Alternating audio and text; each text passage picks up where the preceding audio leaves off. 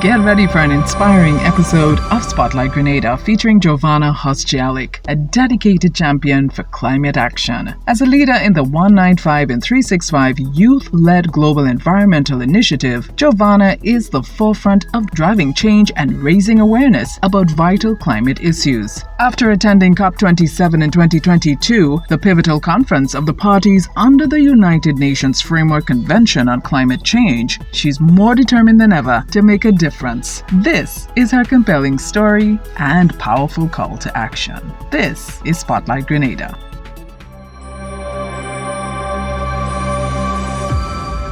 Welcome once again to another edition of Spotlight Grenada. We're showcasing outstanding Grenadian citizens who are playing their part. And in the months to come, we're going to be showcasing so much more as we carry on with the celebration that is Spotlight Grenada. And today I want to tap into the future.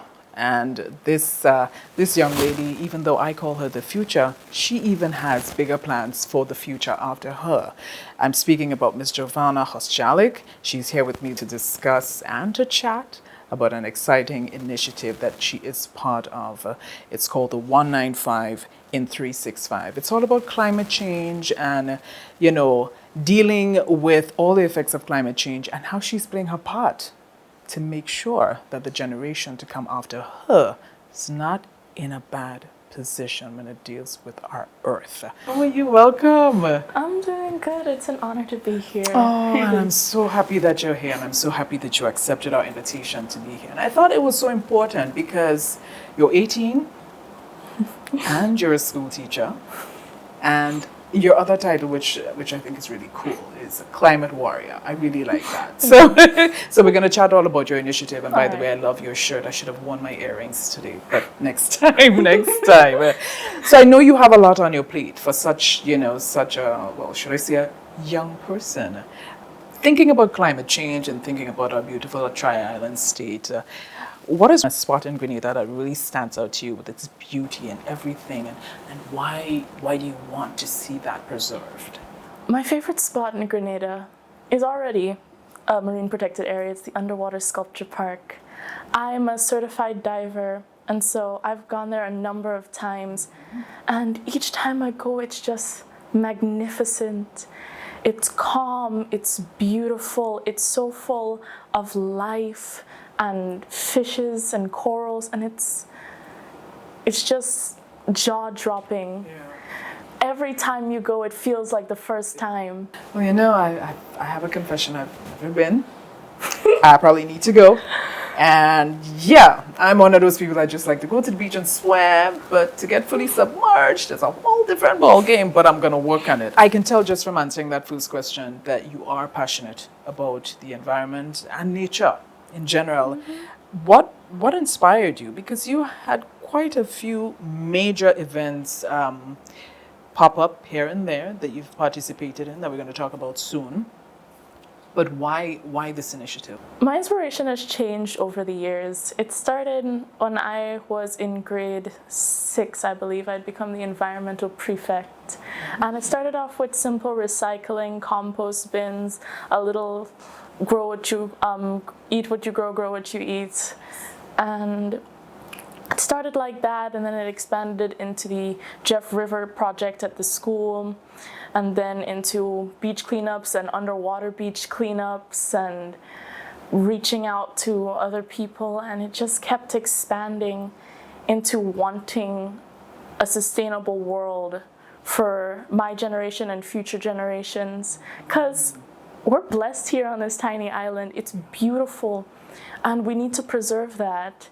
And my inspiration, it slowly became my sisters. I have 2 younger sisters, and I can't imagine them and my future kids or their future kids having to suffer and not experience the beauties that we have experienced. Take us into the world of the initiative 195 in 365.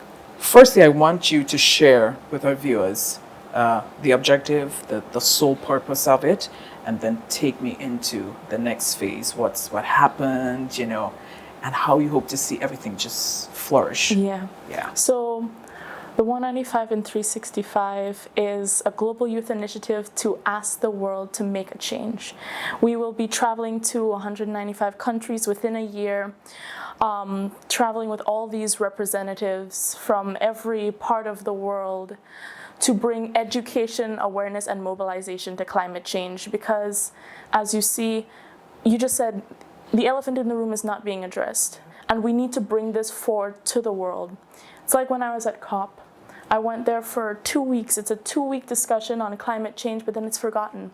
But this initiative will be bringing climate change on blast for a full year round, where everyone will be able to see the challenges that every single country is facing. Because we're all one planet, we're all one people. No matter what color we are, no matter what religion we are, we all survive on this tiny planet. That's right. And we need to preserve it, and we need to work together in unity, and that's what this initiative is going to bring. You mentioned there are various things that may happen in terms of events, talks, that sort of thing, and then poof, nothing happens again.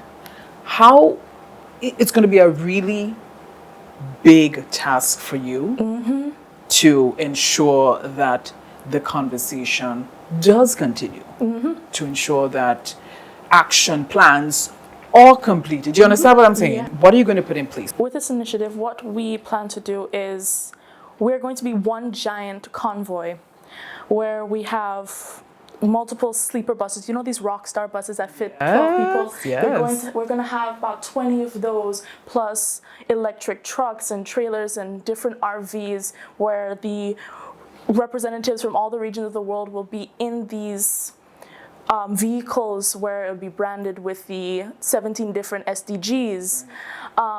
There will be messaging on a electric, one of those TV trucks, right? That has a screen on the side, so as we travel through. And on a day when we reach to a country, we're all going to split off. Some go to school, some go to see the ecotourism, some go to see bleaching of reefs or diving. We all split off, and a few go to the main event site, where we will be setting up events for the culture of the place, for bringing awareness to the people, having school children come in to watch and hear the perspectives of every single person, so that they learn that they're not alone and everyone else is in this. We are actually now working alongside a lot of NGOs and CSOs that are working to collaborate on events that we'll be doing as we arrive in the country. So there's a lot of behind the scenes work that is going on as we speak. And it's going to take a lot of energy, and it's going to take a lot of loud voices, but they're all eager. I was just about to say, listen to you right now. You're there already, because I can hear the excitement, I can hear the eagerness, and there's no doubt that you're going to deliver. Why? Because it's what you're passionate about. I believe in you, and I believe in your team. So you just got to keep pushing. You just got to keep pushing. And speaking about keep pushing, you were granted the opportunity to address delegates at the 166th regular session of the Inter-American Court of Human Rights. We are scared of the rising tides, the unbearable heat, the devastating impacts that science is clear on, and the burdens left on us youth of today and tomorrow. We cannot have a tomorrow if we do not do the necessary work today. We cannot wait any longer for climate action. How did you feel being selected, and when you got in that room, what was your emotion like?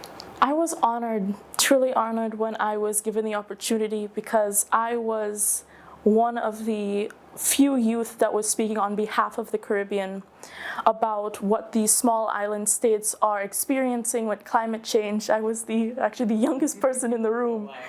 And it was so intimidating at first to go up there before the court in front of all of the judges who look really, really intimidating. But as you spoke, you could see that the judges were very happy to see youth there speaking out against all of these challenges, to speak out against what is happening and wanting a better future for themselves and their homes. I met this one girl from Hawaii, and she was speaking so much about the devastating hurricanes and storms and tornadoes that had just devastated a lot of her home, and how many children had died because of it. And it hurt to hear, but it's the reality that everywhere is facing. That's right. That's right. So it was good to be there. I loved being there, and to see the positive reactions of those older than us to us speaking there was good, because oftentimes they don't allow the youth to have a chance to speak on that stage. They want to wait oftentimes until it's too late for us to take charge. So for us to be able to speak to what we're seeing and to implement our ideas and our goals is an amazing step forward. COP27, which happened in 2022. I would love to hear, about that experience and also your main takeaway. My main takeaway from COP27 was perseverance. There's so many people there that were fighting just to have their voices heard. I went there, a young, naive 17-year-old, thinking that climate change only really affected Grenada, but it's so much bigger. We're actually very fortunate here on our small, tiny paradise home. Places across the world are experiencing 1,000 times worse what we are. While we here are sitting here with a little bit of heat, I mean, not to downplay, it's bad. It's bad. The heat is terrible, but there are so many that are suffering worse than we are. And they came there to have their voices heard, to beg the higher-ups to please help and fix the damages that have been done due to climate change. There was this one guy, he's from Vanuatu, and he told us that 740 families had to flee their homes due to the rising sea levels. And everyone at that presentation was in tears, because imagine having to leave the place that you grew up in, that has so many memories and traditions and your whole life story, to just leave and have to go elsewhere where you don't have a home now. It's sad. It is. It is. And I know you're sharing your experiences and everything that you've learned from other nations. There are certain challenges that we face due to climate change. Even some people, even though some folks may not see it right now, the situation in Thibaut Cemetery, Carriacou, and also the Carénage. Yep. I mean, you look at the Carénage, I remember, there are times sometimes with sea level rising, you'd see the water splash up on the cars, and you're just like, oh, it's just the weather. But there's a bigger picture. Share some of that. Yeah, so I actually went up to Thibaut when I went for the Maroon Festival this year. And to really stand there on the sand and know that there are graves below your feet that have just been completely submerged is sad. It's heartbreaking. I saw this one grave that was completely cracked apart due to the erosion caused by the water. I mean, these are people's families, these are people's ancestors, and to think that you can't even go and pay your respects anymore because it's gone. And the Carénage, the water at high tide is lapping onto the streets, and it's only going to get worse. Then some of the other challenges that we're facing here in Grenada is the heat. The heat waves that just seem to get worse every single week. Fortunately, we've been able to have a little bit of rain here and there, but it's only going to get worse. The heat's only going to continue to rise, and with the heat, we're now having a drought that is devastating a lot of our country, homes, businesses, schools. The lack of water is something that we need to work on, especially for next year, if it, God forbid, gets even worse. And then we have our bleaching of our reefs with the heat. The heat not only heats up the earth, but under the water, and we're losing our reefs. And many of the coastal areas in Grenada that depend heavily on fisheries, the fish population is decreasing as well, and they're going to suffer more and more as time progresses. These are just some of the many challenges that we're facing here in the Caribbean. Yeah, and I think it's so important to know what's the rippling effect, because you just mentioned the depletion of the fish, right? So what happens? One, livelihoods are affected. Two, our diets are affected. Fish is good for us, right? So, and there's some folks who love fish as opposed to meat, right? Chicken. So there is a serious domino effect that can happen. And I think the more that the public is made aware of these rippling effects and the repercussions, then and only then can they really wake up. I think the wake up call for us should be the heat, because the heat and the drought, it's I'm a secondary school teacher. A lot of secondary schools don't have air conditioning like businesses, so a lot of parents don't realize yet. So you go to work, you're in air conditioning, you come home, it's kind of hot, you go to bed, it's fine, because night is generally cooler than the day. But students that have to spend hours in the stifling hot classroom with fans that blow hot air, I walk into the classroom to teach and it's just stifling. And people that work outside, like construction workers and farmers, they're constantly being heated. There's heat stroke and all of these things that are now affecting them even worse. And it's things that we don't take into consideration, but we need to. We do. And starting right here is conversation. I'm enjoying this conversation. Are you? Yes. Yes, because I know this is your love. Because I'm chatting with Jovana Hoschtialek. I like to call her, and I think she loves the title as well. She's a climate warrior. And I think her message, I certainly hope her message is reaching you wherever you are viewing right now. So at this point in time, we take a short break. And when we come back, I'll continue my conversation with Jovana.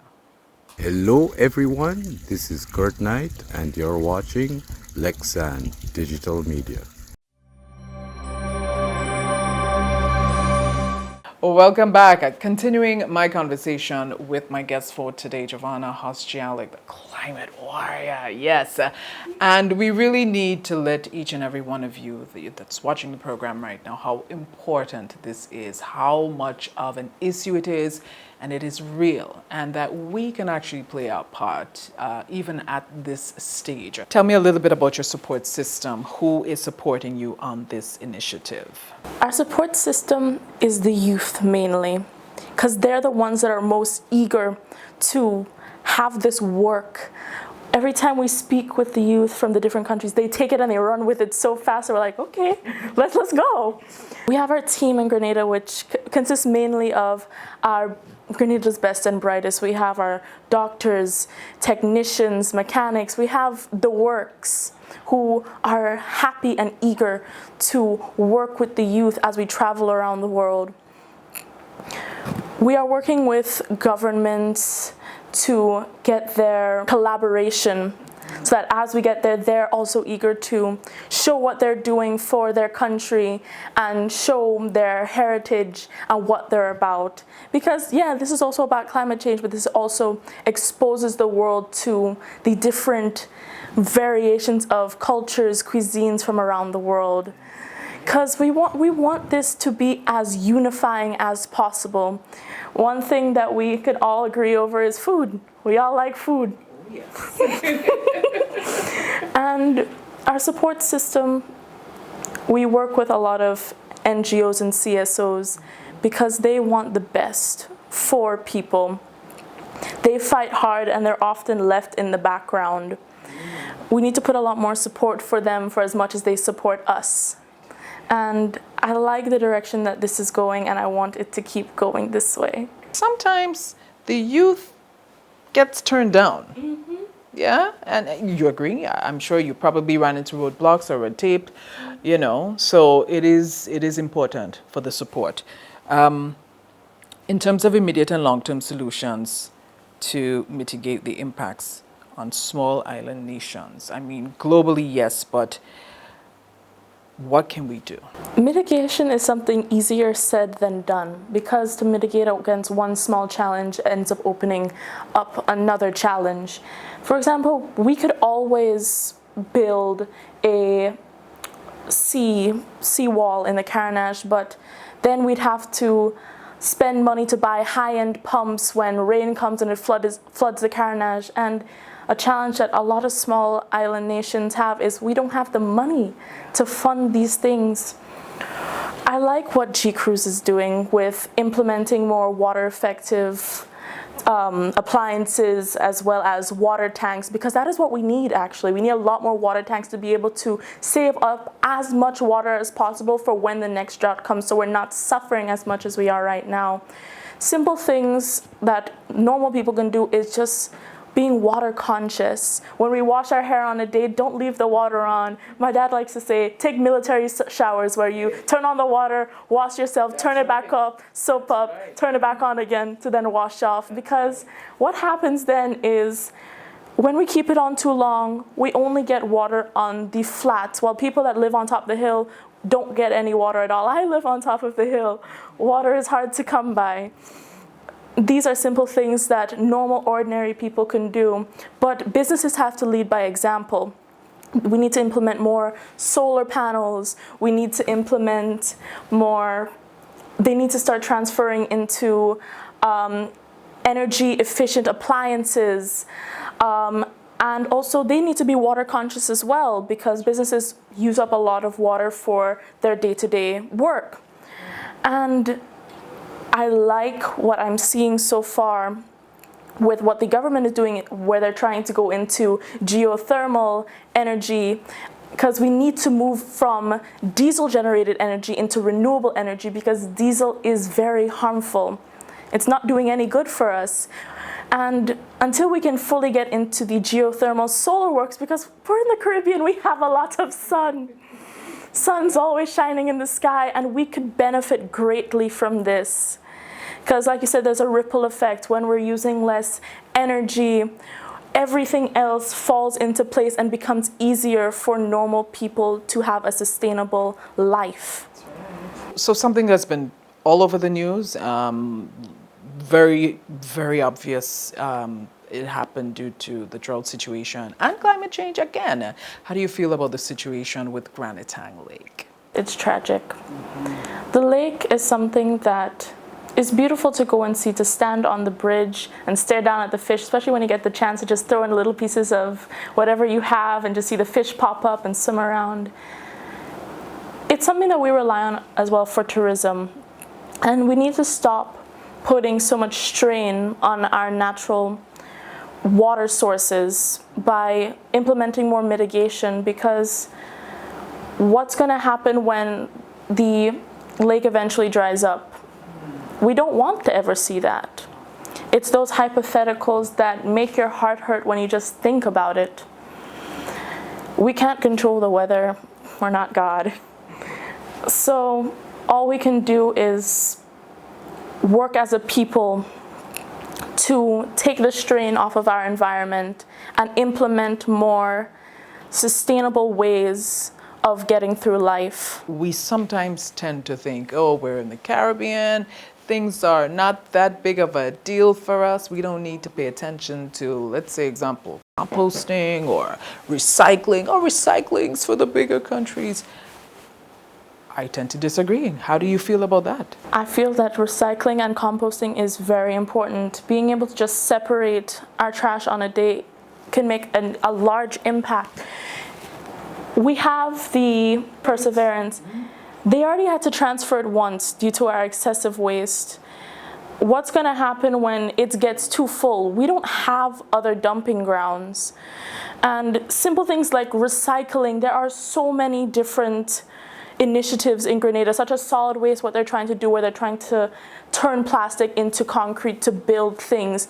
Simply helping them by separating our garbage and putting the plastics in the different garbage areas that they have set up for us to use helps to sustain our beautiful island. Because question is, how much longer do we have until Grenada is severely affected? I remember listening once to Simon Steele explaining not too long ago that we have maybe 2 years before Grenada is heavily affected by climate change. Wow. And that's a terrifying estimate. Because we love our home. What happens when we lose it? We have nowhere else to go. We are already a pretty big population, and to lose island space, it's going to be a very hard hit to both our tourism as well as our economic lives.